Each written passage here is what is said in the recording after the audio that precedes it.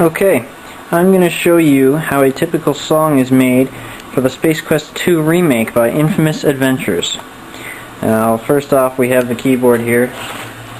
It doesn't have any sounds on it, it's just a MIDI controller that can hook up to a MIDI device and control the sounds on a MIDI device. It doesn't have any sounds of its own. The Roland PC200.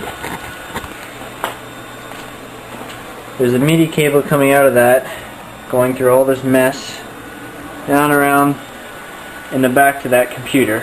I have two sound cards in that computer, and both of them are hooked up to a MIDI Sound Blaster cable adapter. And one comes out of one sound card, plugs into this for the input, and then plugs into this white box called the CM500 for the output. So when I play notes on this, it goes through this wire and into the computer, and then the computer sends it back out here, and the sound comes out of this white box, CM500. The second sound card has another one that comes out and plugs into this MT32 for the output. And unfortunately, the input is not plugged in because the other keyboard is sitting over here, not being used. Although I don't really need it, so that's okay. The only reason I use it is because of the touch-sensitive keys and the foot sustain pedal, which I don't really use because I can just edit that software. Anyway, these two boxes, the MT32 and the CM500, have both audio outputs plugged into this mixer. It's a big mess, but it's a 6-channel mixer, although it only looks like 4, but as you can see it's 1, 2, 3, 4, 5, 6, so it is 6, so take that. Anyway, and then the output from the mixer comes out through this very long series of wires, that yellow wire down there. Not that big yellow wire, but anyway, and plugs into the sound card's line input down there, where my computer can record it as audio. Now, to control all this, recording the MIDI and everything, I use Sonar 5 Producer. And I use a multi-display because it makes it easier and I have more space. One window here I have volume controls and Gold Wave, which is what I'm recording with right now. I just record straight what Sonar plays. Sonar will record in audio and MIDI, which is why I use it, but I'm not going to be recording audio on it for this time. Now, as soon as Sonar starts up, I load the template file that I created, and it has the option to send sysx message to the MT32, which I am going to do. Okay. And you can see down there numbers are turning, and it's sending MIDI information to the MT32 over here. Now, the great thing about the MT32 and why I use it, even though it's so old, it came out in the 80s, is because you can create your own sounds on it. Now, I haven't gotten too much into the creating my own sounds on it, but Quest Studios has a large library of sysx instruments you can download and send to it, so I've used that to put the music on the MT32 for the music for Space Quest 2. And once everything is set up,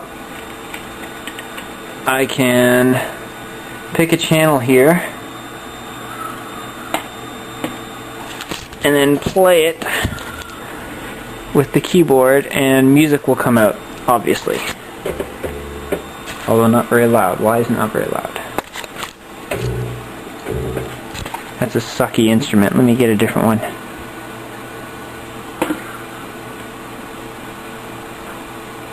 Let's have a good one here. Fat Bass 5. Let's try that. Yeah.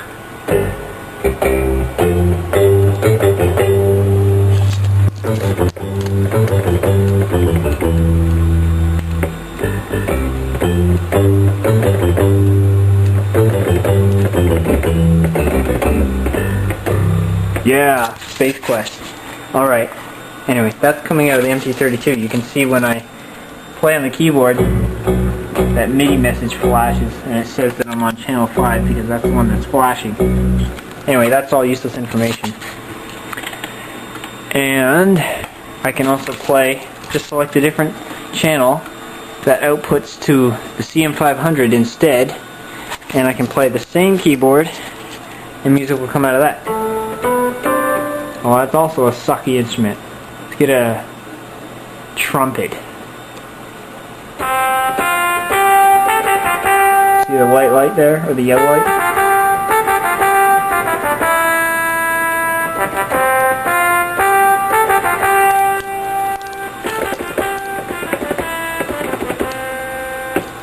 And that's that.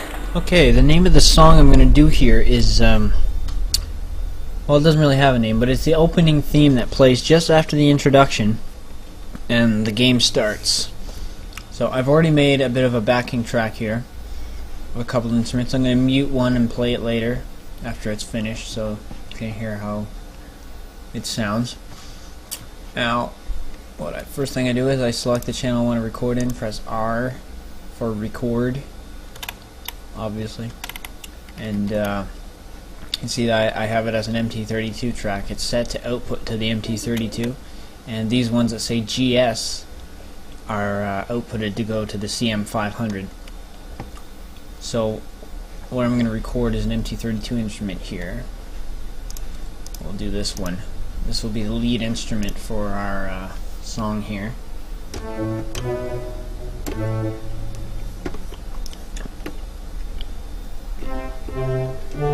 Yeah, that's how it sounds. There we go. Alright, and we're gonna record. It'll take us in, and then you'll see that as soon as I start playing, it'll create a track right around here. So that, yeah, it'll create a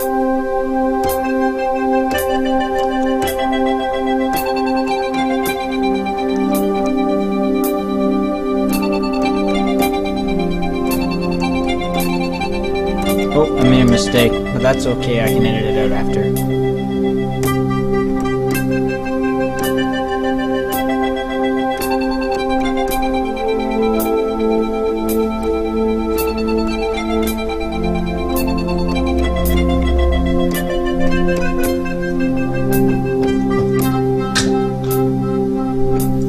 Alright, and there's our first track. Now there's a bunch of mistakes and it's kind of quiet, so we'll do some editing here. I'll just double click on the track and it'll open up in the piano roll, and here's all the notes that I recorded, and all I have to do is find the ones I messed up on. We'll play through and see if we can find it.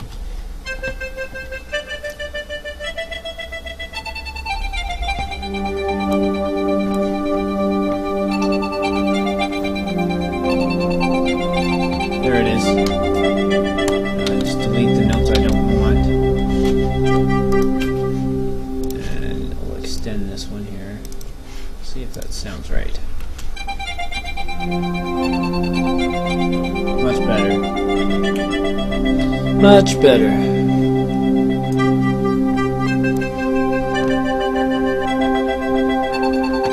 I made another mistake here. I didn't like how I played it, so I'm going to change that.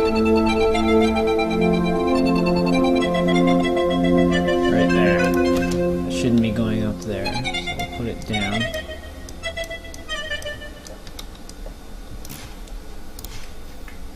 We'll extend the note a bit, and we'll see how that sounds.